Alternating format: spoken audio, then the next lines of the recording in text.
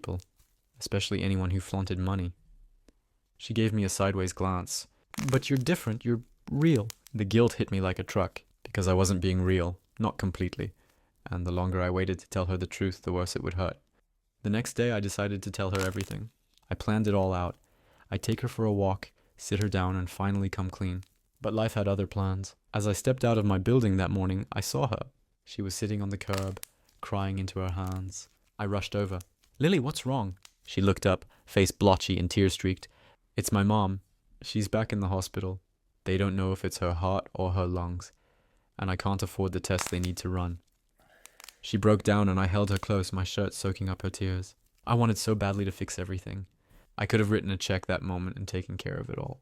But what would she think if I did? Would she be grateful? Or feel betrayed? Instead, I said the only thing I could. "I'll be here, whatever you need." And that week I picked up extra shifts, brought her dinner, drove her to the hospital using a borrowed car, sat with her in silence when words felt useless. She clung to me like I was her anchor.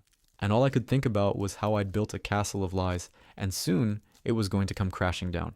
A few days later, after her mom was stabilized, we sat on a park bench in the early morning. She leaned her head on my shoulder. "I don't know what I'd do without you," she whispered. And I almost told her right then. My throat tightened, but the words stuck. Because how do you confess a lie that could break everything? How do you look someone in the eyes and say, "I'm not who you think I am"? But I had to, soon, before someone else did it for me. Because the closer we got, the more I had to lose. Some people say love hits you like a lightning bolt. For me, it was slower, softer. It crept in like sunrise, warming my chest until I couldn't remember what life felt like before her.